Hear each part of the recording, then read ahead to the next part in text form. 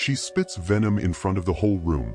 Your face reddens, hearts pound around you, and every bystander expects you to snap, but you're about to unleash the most unsettling, secretly powerful Stoic counterstrike imaginable. So stop scrolling, subscribe now for more hidden maneuvers, lean in, feel the pulse of Epictetus beating behind your ribs, and prepare to weaponize calm like a blade so sharp it cuts without moving.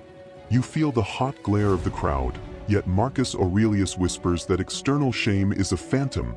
You decide, in this exact instant, to convert humiliation into inner dominion, because the real battlefield isn't the cafe floor or the echoey office lobby but the unseen theater behind your forehead where judgment, impulse, and destiny lock swords, and you, yes, you, are now the unseen puppeteer.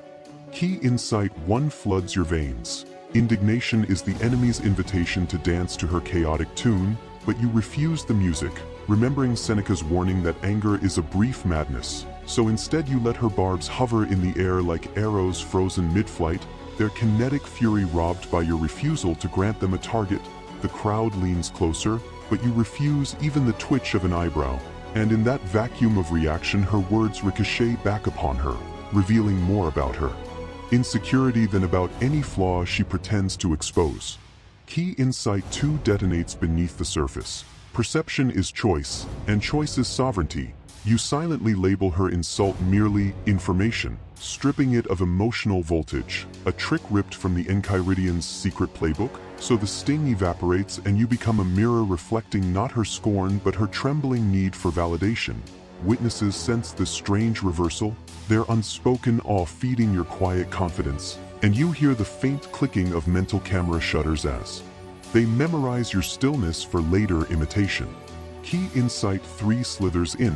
You transform the scene from personal attack to public seminar, letting her tirade serve as a living demonstration of what happens when a soul forfeits composure. In your mind you silently thank her, yes, thank her, for offering such a vivid case study, because Stoicism teaches that adversity is not an obstacle to virtue but the raw clay from which it is sculpted, and right now you are molding an indestructible reputation for self-command before a live studio. Audience of co-workers, friends, strangers, and most importantly, your future self. Key insight 4, the shocking linchpin.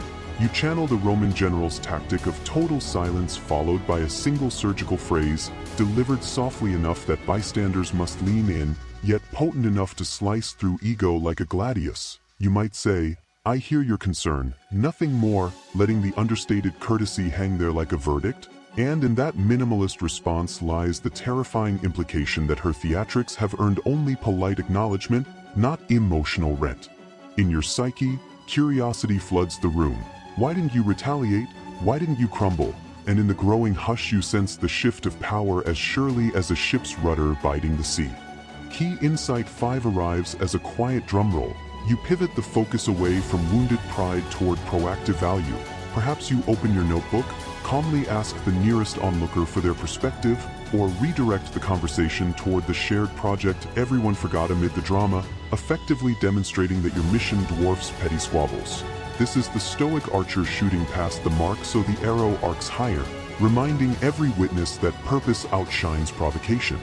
The room now sits in reverent suspense, the insulter's anger cooling into confusion, and you, breathing with the measured cadence of a philosopher king, realize you have transmuted public disgrace into a masterclass on inner fortitude. You walk away, or better, you stay and finish your coffee, while murmurs ripple behind you about the eerie authority of the person who didn't flinch. Subscribe, you command them silently, because the next revelation will arm them for battles they haven't even imagined. The story hasn't ended. Tomorrow or the next hour she, or another, may strike again, and you will meet that fresh ambush with an even deeper arsenal. You'll rehearse negative visualizations so insults feel pre-spent, build a pre-commitment to virtue as unshakable as granite, cultivate the dichotomy of control until it becomes an instinct sharper than fear, and practice daily evening reflections where you audit every micro-response like a Stoic accountant tallying moral profit and loss. Because mastery isn't a single performance but an ongoing saga written line by line across the ledger of your choices. Meanwhile, behind the scenes, you'll strengthen your mental immune system through voluntary discomfort, cold showers, digital fasts, silent dawn walks, so that public scorn feels mild compared to the private trials you impose on yourself, a hidden training camp that would make even Musonius Rufus nod in grim approval. Picture yourself months from now. Someone new slings an accusation, crowds brace for fireworks, and you, tempered by relentless inner drilling, regard the scene the way a seasoned sailor studies distant storm clouds. Noteworthy, perhaps, but hardly worth surrendering the helm. Your measured breath alone becomes a subtle rebuke, and when you do speak, it's to illuminate shared aims rather than magnify division, because you understand the paradoxical law that the strongest rebuttal is often a redirection toward collective purpose, and those who witness it feel an almost gravitational pull toward your orbit. Yet the plot thickens. What if the insult escalates? What if humiliation morphs into sabotage? You prepare anyway, stockpiling mental rehearsals where you visualize the worst.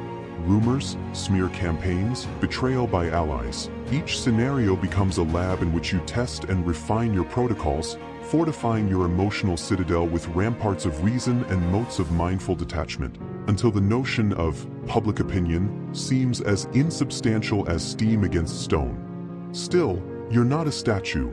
You pulse with warmth, and Stoicism never forbade righteous action. It only outlawed slavery to passion. So if boundaries must be set, you'll state them firmly, free of spite, backed by the moral authority you earned through restraint. Onlookers will sense that your defense isn't ego but principle, and the very clarity of that distinction will amplify the shock of your composure. Now the narrative reaches an open horizon.